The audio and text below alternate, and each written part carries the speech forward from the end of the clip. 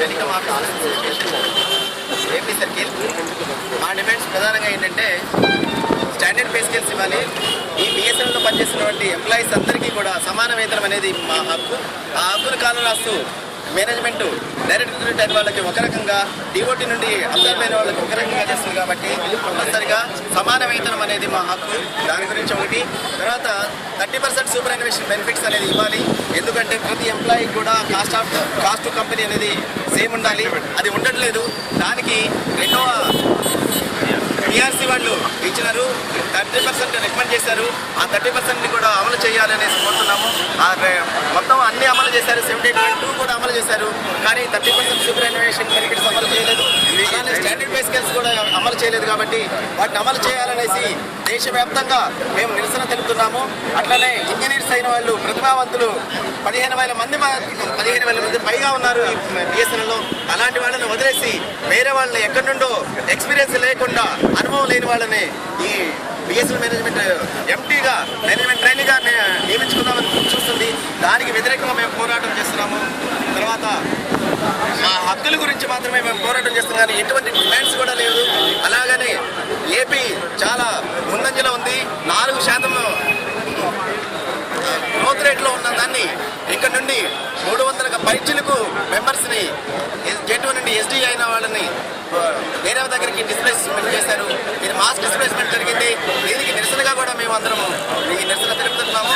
29 నుండి ఢిల్లీలో మొత్తం CMD ఆఫీస్ని ముట్టడిస్తున్నాము. Thank you. నేను AGTO సీనియర్ డిస్ట్రిక్ట్ అండి. నా పేరు లక్ష్మణ్. ఈ రిజిస్ట్రేషన్ అనేది బిఎస్ఎన్ఎల్ చరిత్రలో ఎప్పుడు జరగని విధంగా ఇంత లోపయిష్ట విధానాలు మేనేజ్మెంట్ ఏమి చేస్తూ ఉందంటే, ఏదైతే ఆంధ్రప్రదేశ్ టెలికాం సర్కిల్లో టెలికాం వ్యవస్థను చెడగొట్టాలని ఒకే ఒక దురదృష్టంతో ప్రైవేట్ ఆపరేటర్ల కుమ్మక్కై ఇక్కడున్న పని చేస్తున్న టాలెంటెడ్ పని చేస్తున్న 300 మంది గ్రాడ్యుయేట్ ఇంజనీర్లని, ఆఫీసర్లను తీసుకొని ప్రమోషన్ల పేరుతోని కలకత్తాలో ట్రాన్స్ఫర్ చేయడం జరిగింది. ఇది ఏ విధంగా సమంజసం? ఇక్కడ ఒక టెలికాం సర్కిల్ పర్ఫామ్ చేస్తూ నష్టాల్లో ఇప్పుడే కోరుకుంటున్న టెలికాం సర్కిల్ దెబ్బతీసే రంగంగా మేము భావిస్తూ ఉన్నాం. ఇక్కడే కాకుండా పంజాబ్లో, ఒరిస్సాలో ఎక్కడైతే సర్కిల్స్ అయితే ఆంధ్రప్రదేశ్ ఏ స్టేట్ అయితే టెలికాం రంగంలో బిఎస్ఎన్ఎల్ పర్ఫామ్ చేస్తూ ఉందో అక్కడ వాటిని టార్గెట్ చేసి వాళ్ళ టెలికాం వేరే సమస్యలకు కుమ్ముగాసి మెరిట్ ఇలా చేస్తూ ఉంది. దాని ప్రతిఘటనగా మరియు మాకేదైతే సెకండ్ పిఆర్సీ రికమెండ్ చేసిన విధానాలను ఏవైతే ఇంప్లిమెంట్ చేయమని, మా స్టాండర్డ్ పే స్కేల్స్ని ఇంప్లిమెంట్ చేయమని, మాకు ఇంటర్నల్ టాలెంట్ని గౌరవం ఇవ్వమని, ఎక్స్పీరియన్స్ ఉన్న వాళ్ళని వారి పదోన్నతి ఇవ్వాలని మేము డిమాండ్ చేస్తూ దేశవ్యాప్తంగా ఆందోళన చేపట్టాము. 15వ తారీఖు స్టార్ట్ అయిందండి. ఈ దానికి గ్రహించడం జరిగింది. ప్రజాప్రతినిధులను కలుస్తున్నాము, ఎంపీలను కలుస్తున్నాము, మినిస్టర్లు కలుస్తున్నాము.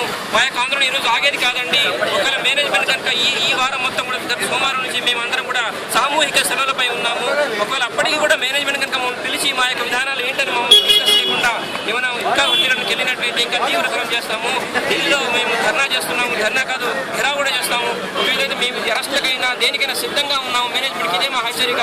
మా యొక్క డిమాండ్స్, మా యొక్క రైట్స్ ఏవైతే మీరు విన్నట్లయితే ఎంతవరకు వెళ్ళడానికి మేము సిద్ధంగా ఉన్నామని మేము సరైన హెచ్చరిస్తూ ఉన్నాము.